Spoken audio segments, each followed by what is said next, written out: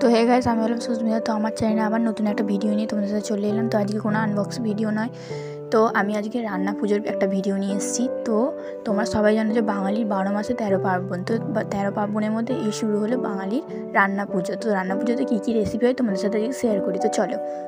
তো এখানে মাটির উনুনে ভাত হবে, তারপর নারকেল ভাজা পিঠে, চালটার চাটনি, তারপরে আলু দিয়ে কচু দিয়ে চিংড়ি মাছ দিয়ে তরকারি হবে। তো এখানে করলা ভাজা হবে, আলু ভাজা হবে, বেগুন ভাজা হবে, ঢেঁড়স ভাজা হবে, বরবটি ভাজা হবে, কুমড়ো ভাজা হবে, ভাজা পিঠে হবে। সুন্দর করে আলপনাও দিয়ে দিয়েছি। এখানে মা মাটির উনুনে ভাতটাও বসিয়ে দিয়েছে। রান্না পুজোয় একটাই তো রান্না পুজোতে মাটির উনুনে ভাত করতে হয়, তো মাটির উনুনে মা ভাতটাও বসিয়ে দিয়েছে। তো এখানে আমি পায়েসটাও বসিয়ে দিয়েছি, মা ওদিকে ডালটা করছে। তো তার সাথে আমি একটা জিনিস দেখাই, আমার বোন বসে বসে বাইরে দালানে আঁকছিল, তো তোমাদের সাথে সেটাও শেয়ার করলাম। আর এদিকে তোমাদের সাথে কথা বলতে বলতে আমার এদিকে মা নারকেল ভাজাটাও বসিয়ে দিয়েছে, আমি একটু নেড়ে দিচ্ছিলাম, তার সাথে পায়েসটাও হচ্ছিল। তো এদিকে মা ভাজা পিঠে করে বলে ময়দা, চালগুড়ি আর নুনটা আর চিনি ভালো করে মিশিয়ে নিচ্ছিল।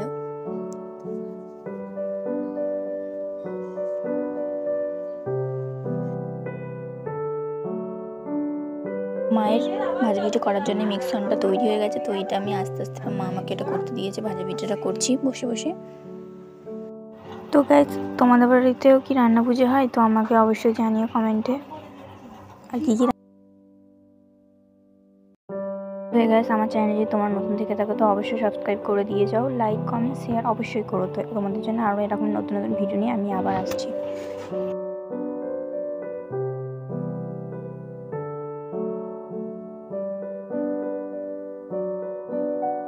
তো মা এদিকে আর একটা তরকারি নিয়ে বসে পড়েছে, চিংড়ি মাছ, আলু আর কচু দিয়ে একরকম একটা তরকারি হবে, ওটা কাঠের উনুনে করছে। তো ওইদিকে দিদি গ্যাসেতে মাছটা ভেজে নিচ্ছে।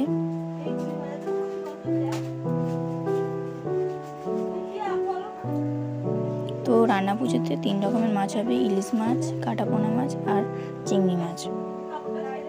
তো এদিকে মা চালতাটা বেটে নিচ্ছে চাটনি করার জন্যে। তো আমি এদিকে আস্তে আস্তে ভাজাপুটিগুলো ভাজছি। এদিকে অর্ধেক মাছ ভাজা কমপ্লিট। এখন এদিকে ইলিশ মাছ আছে ভাজাটা বাকি। আর এদিকে মা চালতার চাটনিটাও বসিয়ে দিয়েছে উনুনে।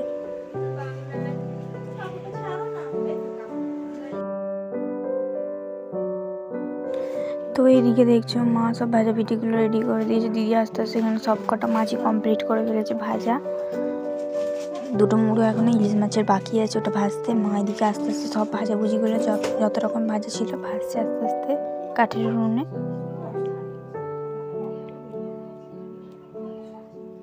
তো এখানে প্রায় সব ভাজাভুজি মা সব কমপ্লিট করে ফেলেছে।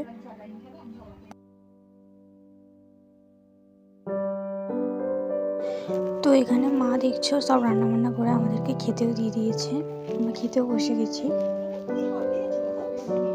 সবাই মিলে খাওয়া দাওয়া হচ্ছে। তো এখানে সকাল হয়ে গেছে, মা এখানে ঠাকুরকে খেতে দিয়ে এখানে সব কিছু পুজো করে নিয়ে সব খাবার বেরিয়ে দিয়েছে। তো তোমাদেরকে সেটা দেখিয়েছি আর। তো এখানে উনুনটা হলো মা কালকে উনুনে রান্না করেছে, তো উনুনটাকেও পুজো করে নিয়েছে। উনুনটা হলো মা ব্রহ্মাটাকেও পুজো করে নিয়েছে, ব্রহ্মা ঠাকুরকে। তো মা আবার এখানে কাজের যত সরঞ্জাম ছিল সব পরিষ্কার করে এখানে বোন পুজো করে দিয়েছে। এখানেও ঠাকুর পুজো হয়ে গেছে। তো রান্না পুজো সব কিছু তোমাদের সাথে শেয়ার করলাম। তো দেখে কেমন লাগলো অবশ্যই কমেন্টে জানিও।